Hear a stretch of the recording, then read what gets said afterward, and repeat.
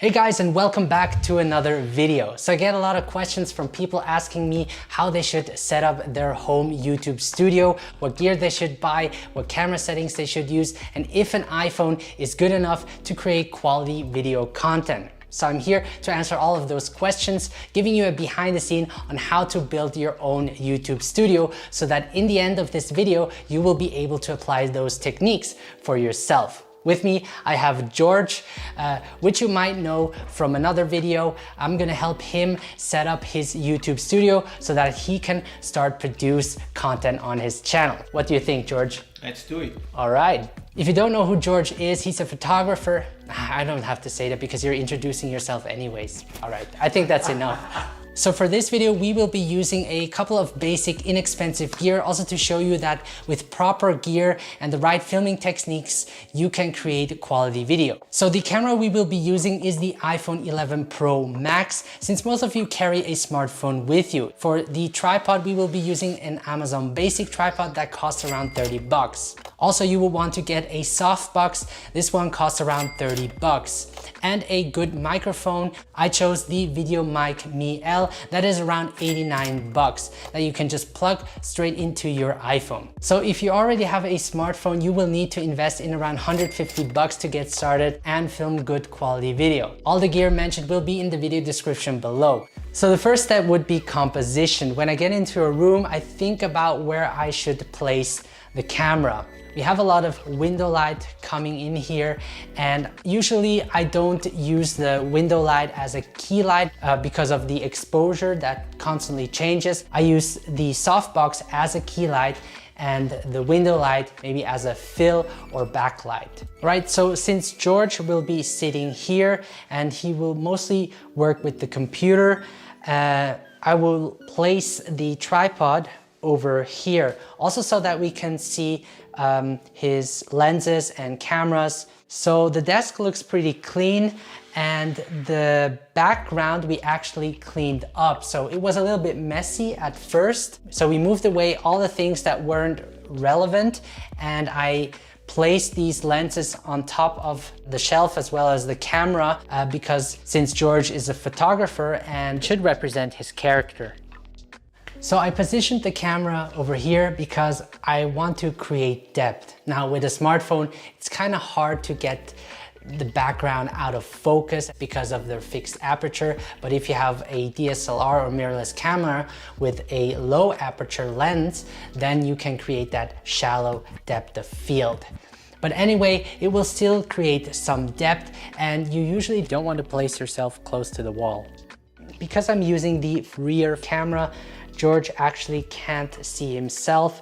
So what you want to do is either use the front-facing camera, or you could download an app called Filmic Remote, where you can actually monitor yourself wirelessly. So I'm going to show you how that looks like.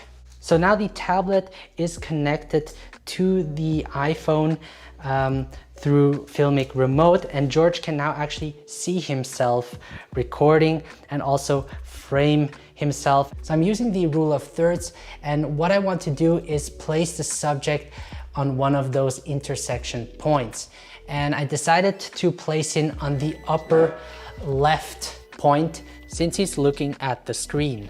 I also want to avoid a dead space in between his head and the top, and that looks already really good. So the app I'm using is Filmic Pro. It's an advanced video app that will cost you 15 bucks. There's also an in-app purchase that you can get, which will allow you to unlock a picture profile like a flat and log that will increase the dynamic range, which is also great for color grading your video afterwards. If you want, you can also use your native camera. That works well too. I just like having more control over my camera. Okay, so the next thing we're gonna talk about is lighting. So there's a big window over here, but we're not gonna use this as our key light. We're actually gonna use this softbox over here as a key light. And I'm gonna place this softbox about 45 degrees away from the camera and above him. So so that we have like this natural light coming from above. And the reason why you want to use a softbox is because it produces this soft light, not giving you those harsh shadows. So we're gonna turn this on and we're gonna see how it looks. And another thing you should avoid are the lights in the room. You wanna make sure that you turn your room light off because you don't wanna mix different temperatures. So as for the focus, I wanna set it on him and lock it. So we're gonna set our resolution to 4K, which gives us the highest quality possible. The encoding rate will be filming extreme because it captures more information and therefore has more quality. Frame rate, I'm gonna set to 25 frames per second. And as for the ISO, I'm gonna set this as low as possible. I'm gonna lock it, and then I'm gonna set the shutter speed, double our frame rate, which is 1/50. Okay.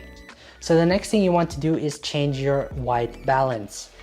And you don't want to set it to auto, you want to lock it because otherwise you will get these color shifts all the time. You can use the presets below, and I'm gonna use the sun preset. I'm also gonna record in log V2. Like I said before, log allows me to color grade my footage afterwards. Audio is half the viewing experience, so you want to make sure you invest in good audio. And this is the Rode VideoMic Me L that you can just plug into your phone. And you want to keep your audio between -6 and -12 decibel, otherwise the audio will peak and distort. With Filmic Pro, you have your audio levels and you can see if the audio is peaking. So the last step is presenting.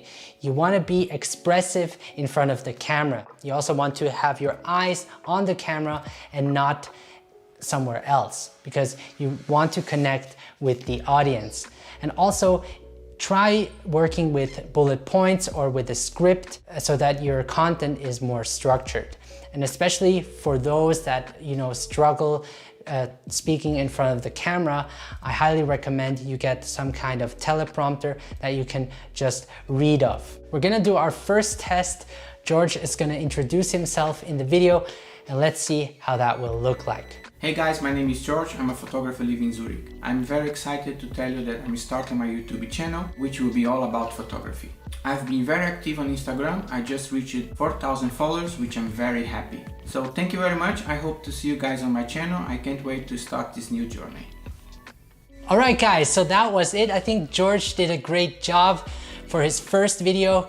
I think that deserves an applause. I mean, it's his first time talking to a camera, but practice makes perfect. You just have to keep doing it, and within time, you will get better. I too make mistakes all the time, and everybody just has to go through it. Anyway, thank you so much for watching. If you haven't subscribed to my channel, then do that and leave a thumbs up. And if you have any questions, please let me know in the comment section below. Follow me on Instagram at BennetGrazer and follow George on Instagram at GeorgePaoloPhoto if you want to check him out as well. Until then, I wish you a great day and I will see you in the next video. Take care, guys.